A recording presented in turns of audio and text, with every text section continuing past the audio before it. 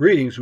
We continue in part 3 of your spiritual growth. We're still on the first major point, the instrumentality of your spiritual growth. And we pick up in Ephesians chapter 4 and verse 14. That we henceforth be no more children tossed to and fro and carried about with every wind of doctrine by sleight of men and cunning craftiness, whereby they lie in wait to deceive. But speaking the truth in love may grow up into him in all things, which is the head, even Christ. Now let's begin major point number 2, the ingredients of your spiritual growth. As it were in 1 Peter chapter 1, verses 5 through 8, God is revealing to us his recipe for spiritual growth. Now some people can just make a great dish of food. And you might ask them for the recipe, and the first thing they'll tell you is they don't use one. They'll scribble down a recipe for you, but when you try to duplicate the dish, it just does not turn out the same way it did when they made it. This failure has to do with the quality of the ingredients. It has to do with the quantity of the ingredients, and it has to do with the timing of the mixture of those ingredients. Some of these details may not be conveyed in the recipe that you're given. But notice a good recipe will say mix these ingredients together and set them aside. Now do this with the other ingredients and then add them together in order to produce the product that you're wanting.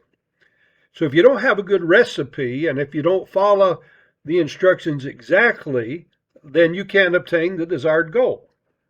This is the admonition Peter is conveying to us in this list of ingredients for spiritual growth. See, Peter gives us the list of the ingredients. Peter tells us the order of mixing the ingredients. He said you begin with faith. And when you have faith and you add to it virtue or moral excellence or good works. Yeah, we're supposed to do good works, not to be saved, but because we have been saved.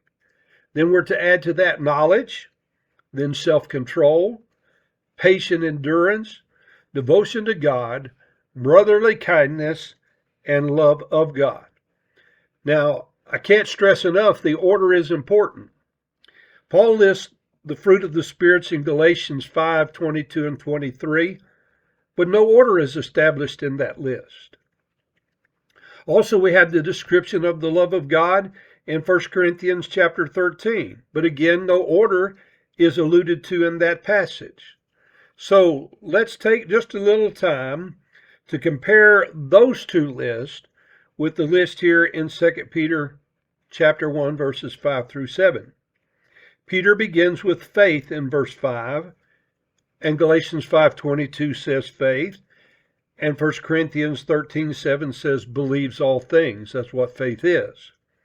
Then Peter says, add with haste, virtue in verse 5.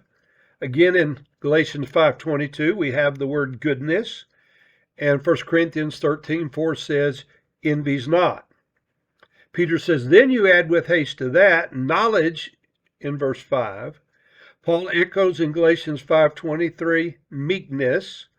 And 1 Corinthians 13:4 says, vaunts not itself, is not puffed up.